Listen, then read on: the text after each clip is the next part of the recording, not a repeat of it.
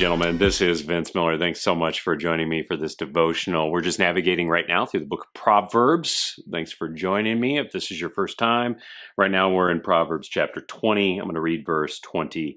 It reads this way: Do not say, I will repay evil. Wait for the Lord, and he will deliver you.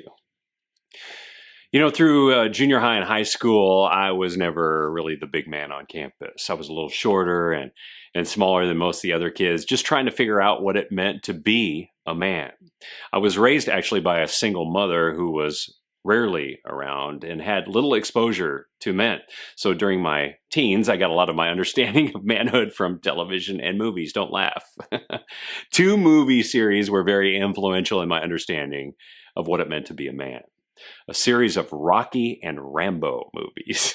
And while my family still laughs at me for all the time that I spend watching these movies and crying at the end of Rocky 1, there is still this childhood connection that I have with them. One particular emotion I experienced while watching these films is this rising feeling of a need for vengeance for maybe a person or people who were treated unjustly. And Rocky and Rambo, they just seem to be the iconic men to me as a kid who lived to make right an injustice. And the subtle teaching I gained from these movies was that real men seek vengeance for those treated unjustly. But as I got older, I learned something different about vengeance.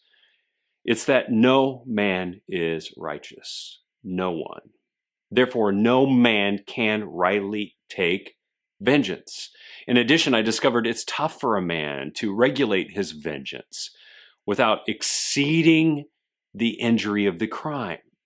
You see, when a man acts in vengeance, he unleashes this fury of anger and evil that's impossible to mediate. This is why in the Old Testament law, we were given the lex talionis. Now, some of you may be asking yourself right now, what in the living world is the lex talionis? Sounds like something from Superman or something. But you actually know this legal term.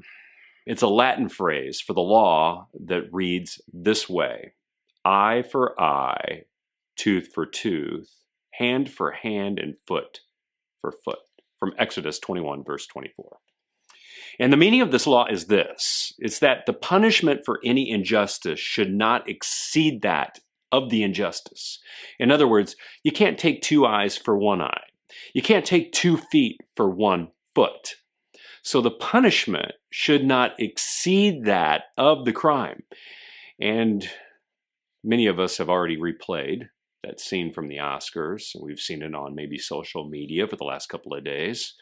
And it is just this, right? It's one man acting in vengeance toward another man in an attempt to seek justice for his bride. But the problem is, one man overstepped the injustice of the other, which is always what a man does when he acts in vengeance. He just attempted to do something manly or masculine, but failed at the moment that he slapped him in the face.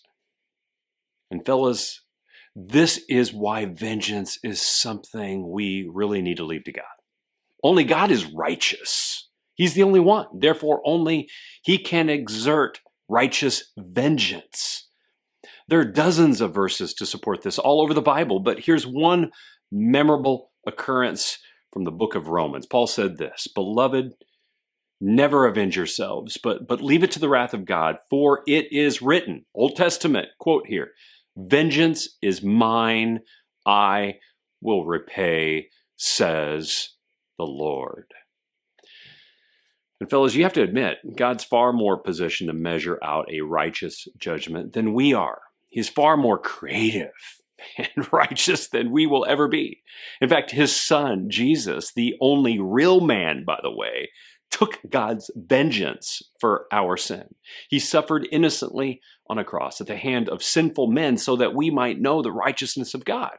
And through Jesus, we avoid God's righteous vengeance.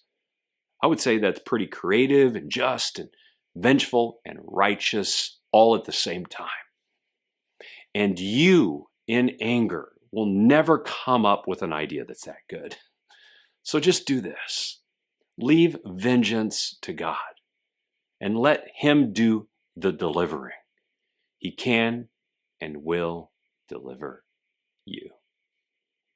I love you guys. Hope you enjoyed this today. If you have, share it with someone you know, and I'll see you right back here again tomorrow.